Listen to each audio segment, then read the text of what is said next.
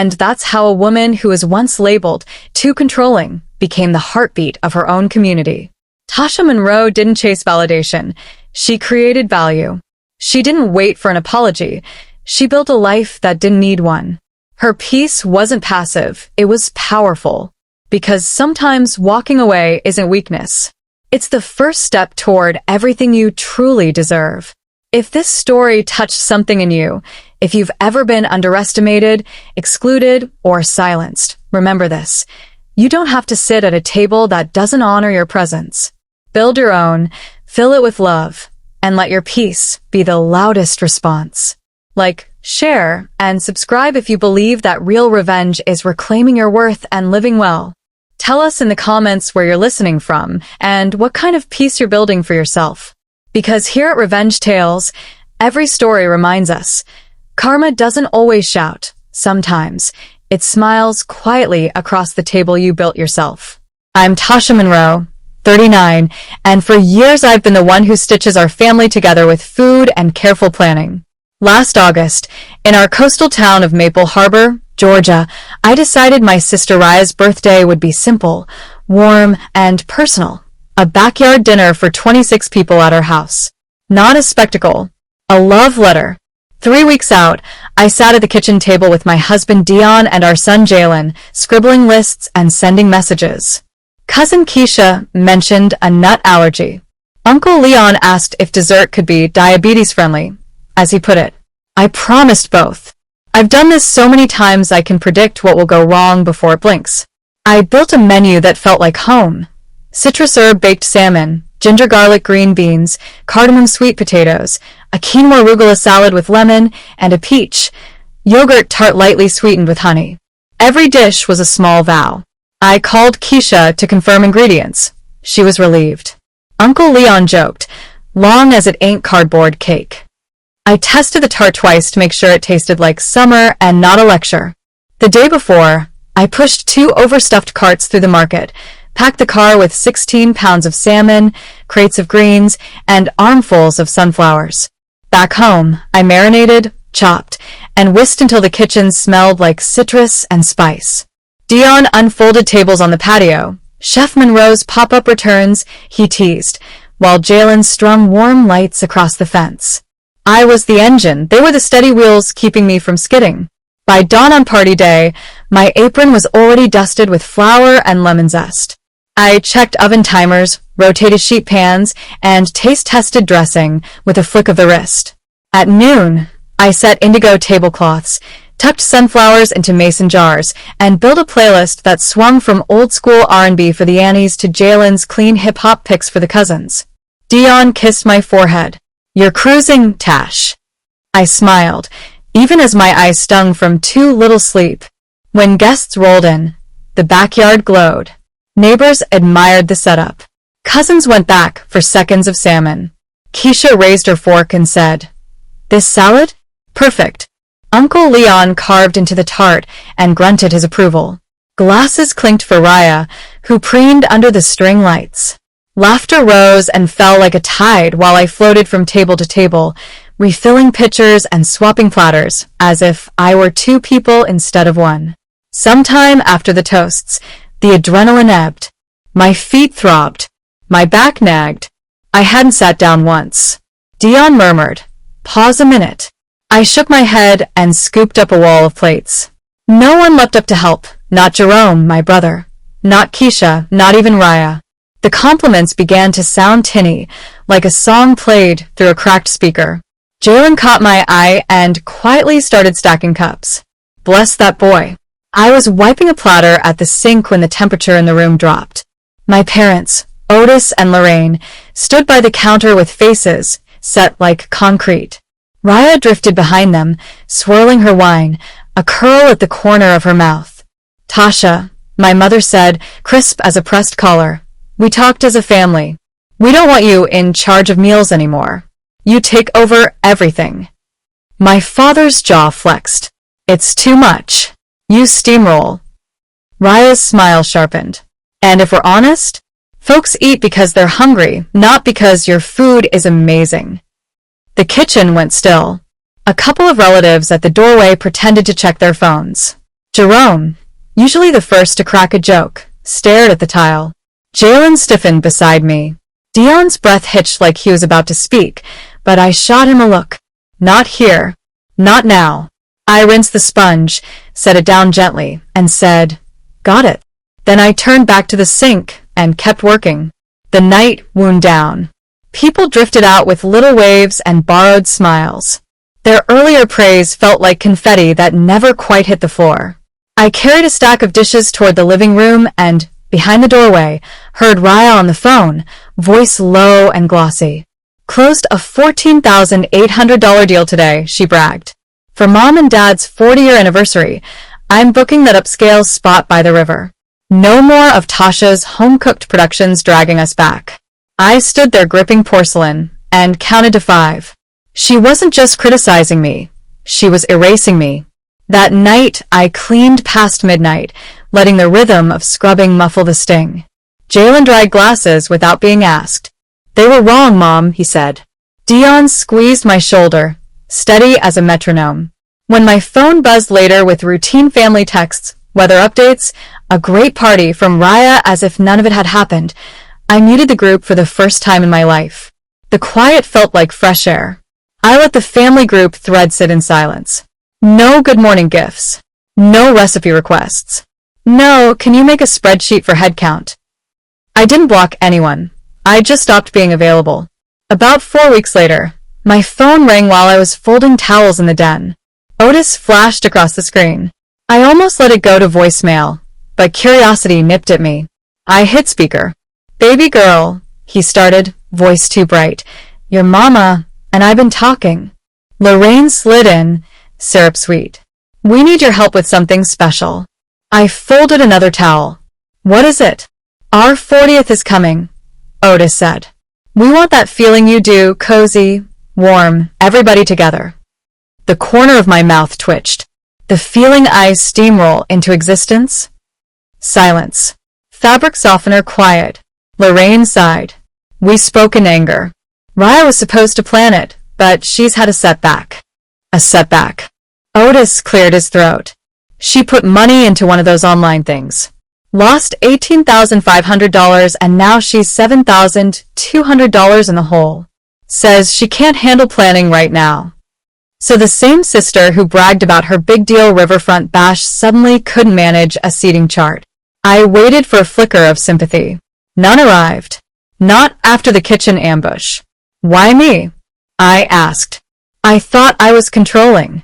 "We didn't mean it like that," Lorraine hurried. "You're the only one who can bring folks together." I glanced at Dion, who was rinsing coffee mugs, and at Jalen, hunched over his homework at the table. My team. My reality. "I'm not your fixer," I said even. "Ask the people who voted me out." "Tasha," Otis began. "I'm done." I ended the call, hands steady for once. That weekend, I aimed my energy where it mattered. Instead of shouldering another circus, I planned something small. Burgers on our patio, a few chairs, a slow playlist, and people who actually liked me without needing a menu to prove it. We texted our next-door neighbors, Imani and Caleb, and my co-worker Latrice, who'd stayed late with me too many times to count. Nothing fancy.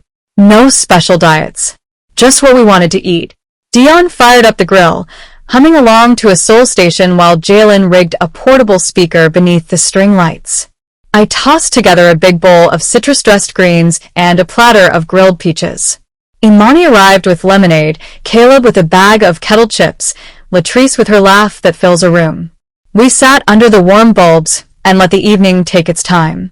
Caleb told a story about his first apartment and a raccoon with landlord energy. Imani teased Dion about his flip technique on the burgers. Jalen rolled his eyes at my attempt to dance in my chair.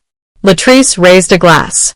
To Tasha, who doesn't have to carry everyone to be the center of anything. My chest loosened. This wasn't performance. This was presence. Halfway through dessert, my phone buzzed again. "Lorraine, please, Tasha, we need you." Then Otis called twice in a row. I let both sink into the unanswered pile. Dion squeezed my knee beneath the table, the kind of squeeze that says I see you holding your line. When the dishes were stacked and the last of the peach juice had dried sticky on our fingers, I washed up with Latrice beside me, towels slung over our shoulders like old-school diner staff. She bumped my hip. "Proud of you," she said. "Saying no is a full-time job." Jalen, on his way to trash duty, paused. "Mom, that was better than any 30-person anything." I kissed his cheek, leaving it of dishwater. He fake groaned, but he's 17. He'll live. Over the next week, messages kept dropping. Otis left a voicemail about just one dinner. Lorraine texted a link to a chandelier she said would look good for the head table. I muted individual numbers the way I'd muted the group chat. It was a digital Sabbath from obligation. By Friday, my kitchen felt like mine again. No production schedule, no bin-labeled Auntie's appetizers. I baked a skillet cornbread because Jalen asked, not because anyone demanded a gluten-free, sugar-free, dairy-free magic trick. Dion flipped through vinyl while I sautéed okra, and for the first time in a long time, I wasn't counting how many forks we owned. A ping on my laptop drew my eyes. An email from Raya. The subject line, "My bad. Tasha, I said some things I shouldn't have. People praise your dinners, and I got tired of you being the hero. I wanted to prove I could do it bigger." It blew up. "I'm sorry." I read it twice. 3 times. The words sat there like a bouquet left on a porch with no knock. Maybe it was honest. Maybe it was survival. Either way, it didn't restore the part of me they'd tried to shrink. I closed the laptop. Not today. Instead, I poured myself into work that didn't demand I prove my worth. I'd been volunteering at the Maple Harbor Resource Center, helping plan a weekend field day for kids from the neighborhood. Relay races on the football field, snacks, music, and book giveaways. I made a spreadsheet of stations because, yes, I'm that person. Dion donated a spare speaker. Jalen promised to run the sign-in table with 2 of his friends who'd do anything for free pizza. Saturday came bright and forgiving. We set out tables covered in butcher paper and markers, stacked baskets with oranges and pretzels, and taped off lanes on the grass. The first kids to arrive sprinted before they even signed in, like their feet had been waiting all week. Imani and Caleb showed up wearing volunteer tees, and Latrice rolled coolers through the gate like a parade marshal. A little boy with scuffed sneakers tugged my sleeve. "Miss Tasha, what's my team color?"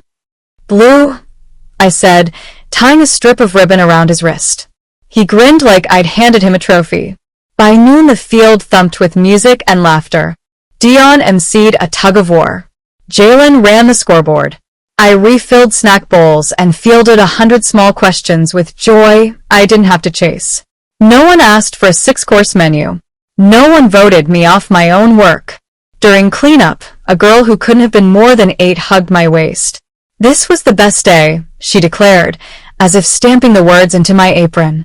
I swallowed around something warm and old and healing. It was pretty good, wasn't it? That night, tired in the right way, we ate takeout on the couch and argued playfully about a movie ending none of us understood. My phone lit up once more. Otis again. I let it ring out. Another text from Lorraine. "We can't pull this together without you." I set the phone face down and reached for Jalen's empty carton to toss. Dion nudged me. "You thinking about calling back?"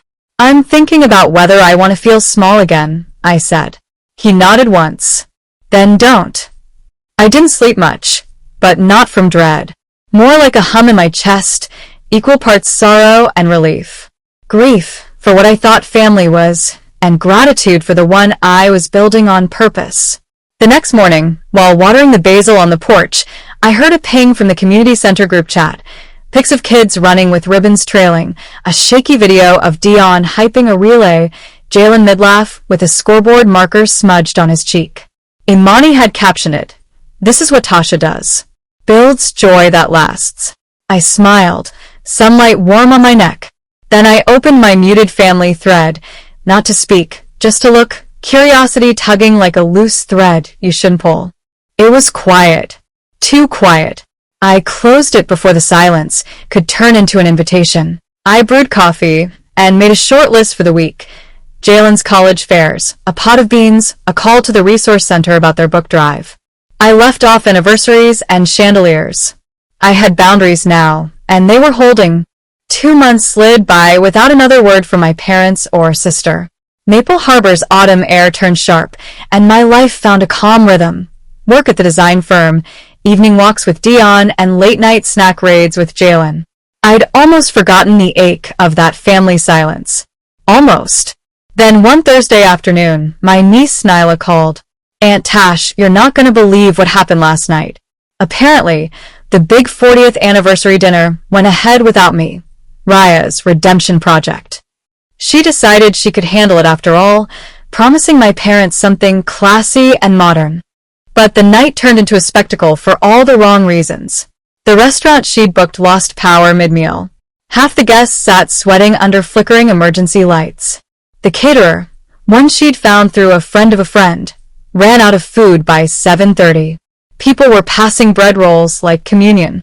Lorraine tried to lighten the mood with a toast, but spilled wine down her blouse instead. Otis's speech about strong family bonds fell flat when two cousins started whisper fighting over seating. "And Aunt Raya?" Nyla continued. She broke down crying near the dessert table when her card got declined. Said her bank was frozen. I covered my mouth. She blamed Grandma for bad energy. Nyla said dryly. It was chaos. I thanked her for the call and sat staring at my mug.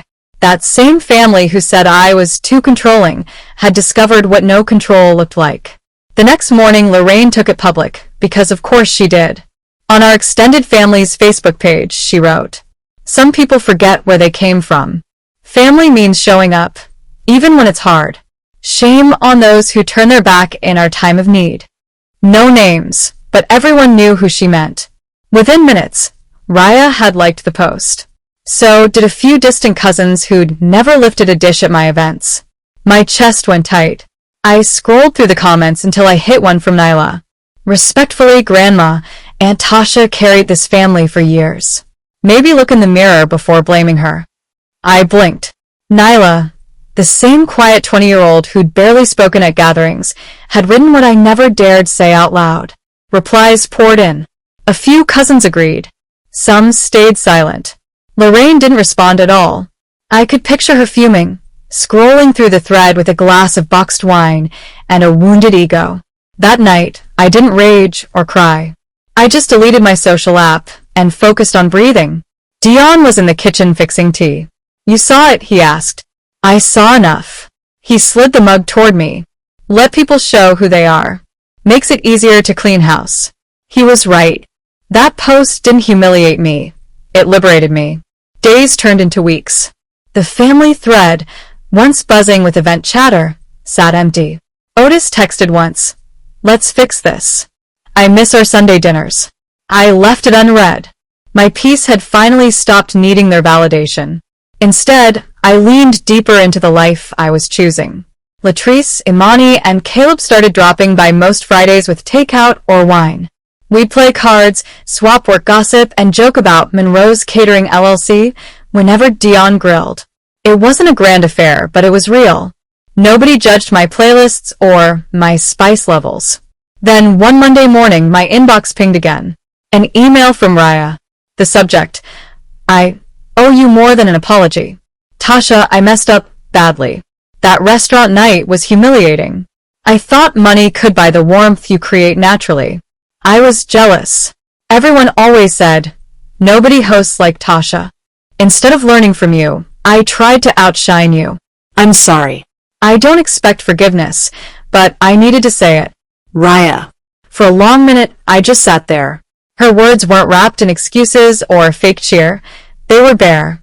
Still, forgiveness felt like a dress that didn't quite fit yet. I didn't reply. Instead, I went for a walk by the pier, watching gulls dip low over the water, and thought about how small a family could become when pride took up all the space.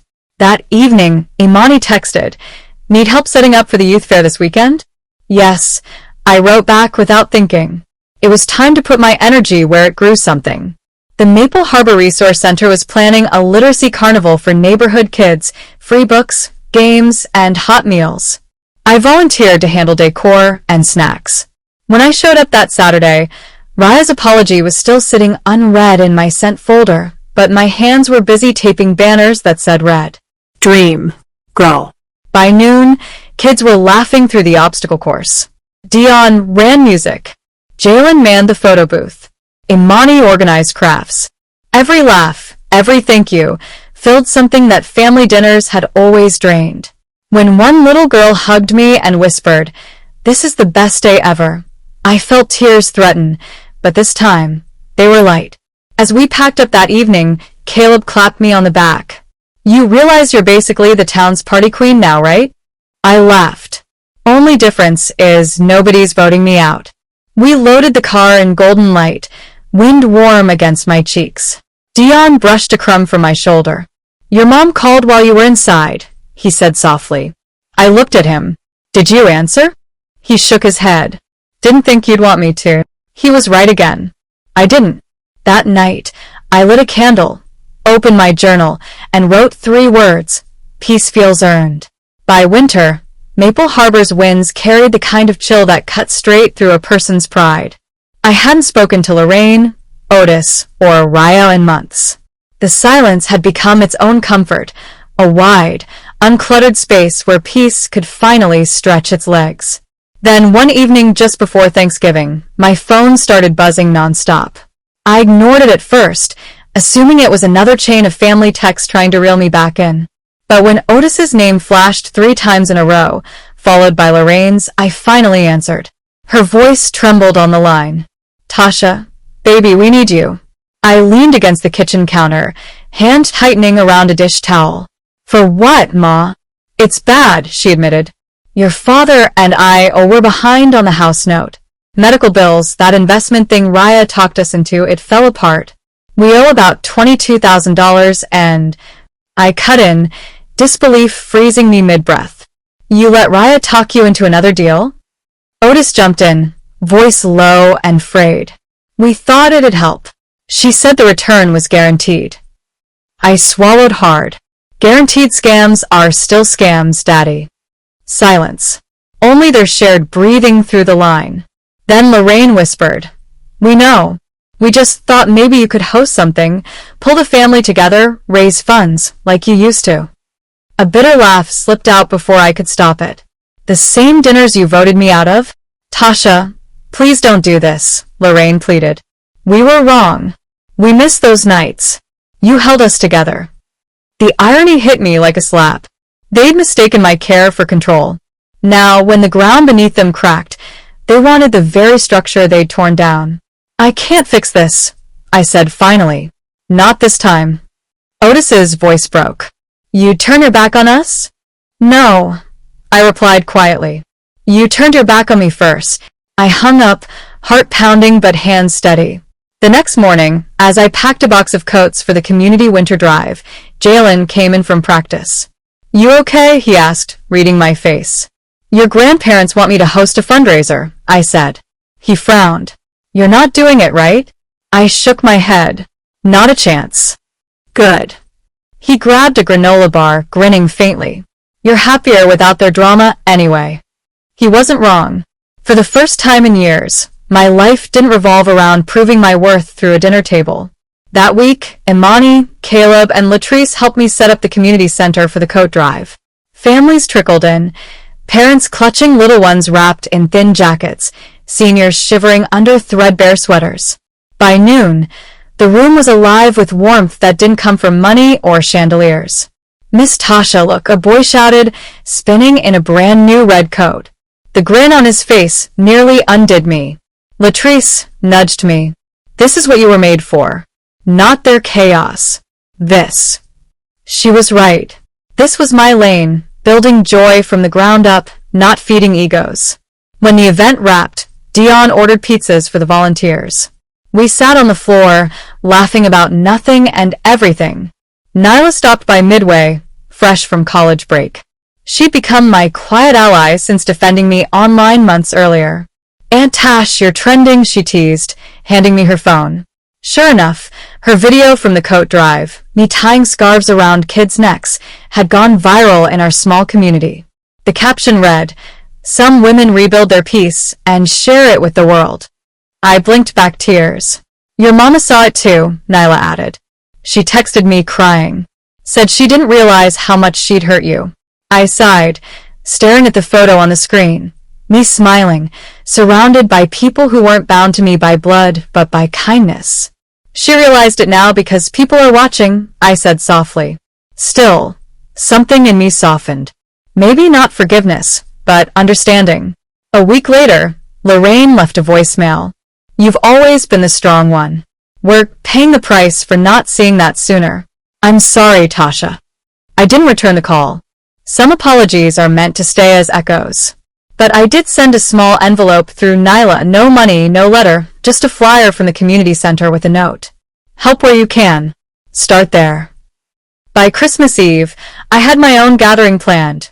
Just me, Dion, Jalen, Imani, Caleb, and Latrice. The house smelled like cinnamon and roasted vegetables, laughter spilling from every corner. No decorations with family crests. No rehearsed toasts. Just peace.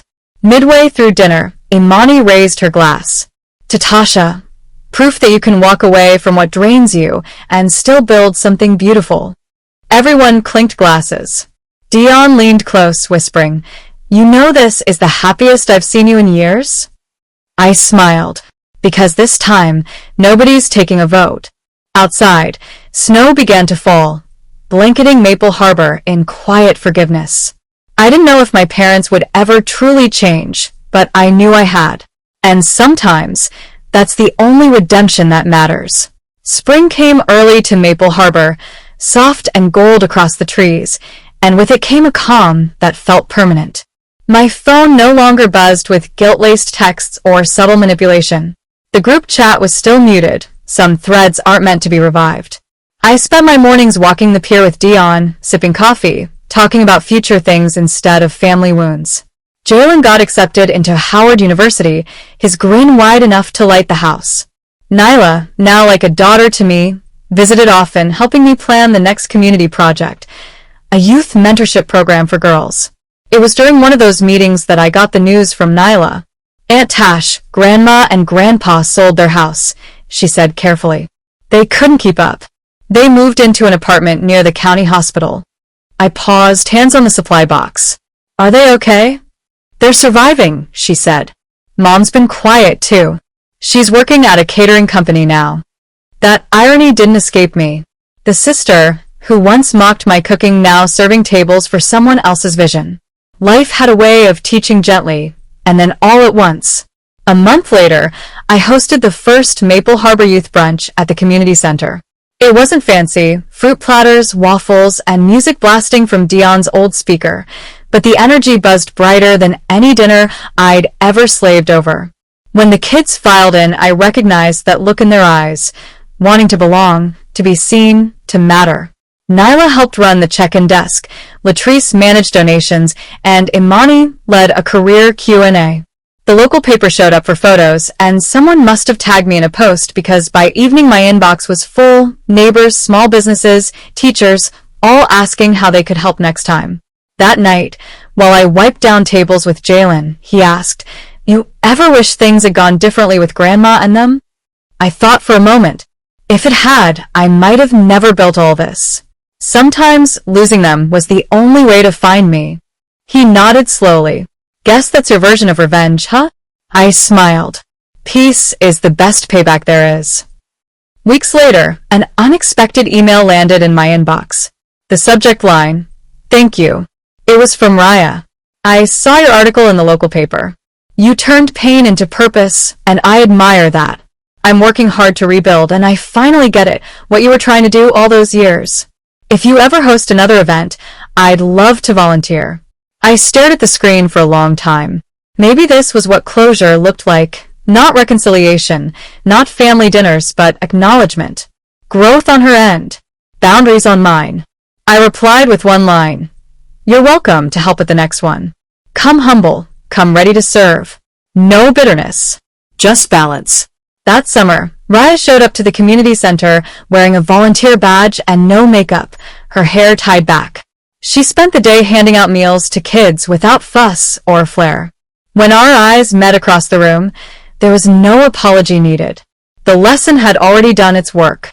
Later, as the sun dipped low Imani snapped a photo of our crew, me, Dion, Jalen, Nyla, Latrice, Caleb, and yes, Raya, standing under the banner that read Maple Harbor Strong. It hit me then. I'd built a new kind of family. One chosen through consistency, not convenience. Months passed. The Monroes became a name in town people said with respect, not gossip. The Resource Center named the annual youth brunch after me, the Tasha Monroe Day of Giving. When the plaque was unveiled, I stood there stunned, Dion's hand warm in mine, Jalen and Nyla cheering like proud kids. And far away, in a small apartment across town, my parents watched the ceremony stream online. I didn't need to know what they felt. The silence between us had become its own kind of truth. That night, as I turned off the lights, I thought back to the day they'd told me I was too controlling. The day 30 pairs of eyes watched me swallow humiliation. They took my seat at their table. So I built my own bigger, kinder, and full of people who actually came to eat. And that, I realized, was the sweetest revenge of all. And that's how a woman who was once labeled too controlling became the heartbeat of her own community. Tasha Monroe didn't chase validation. She created value. She didn't wait for an apology. She built a life that didn't need one. Her peace wasn't passive, it was powerful. Because sometimes walking away isn't weakness. It's the first step toward everything you truly deserve. If this story touched something in you, if you've ever been underestimated, excluded, or silenced, remember this. You don't have to sit at a table that doesn't honor your presence. Build your own, fill it with love, and let your peace be the loudest response. Like, share, and subscribe if you believe that real revenge is reclaiming your worth and living well. Tell us in the comments where you're listening from and what kind of peace you're building for yourself. Because here at Revenge Tales, every story reminds us, karma doesn't always shout. Sometimes it smiles quietly across the table you built yourself.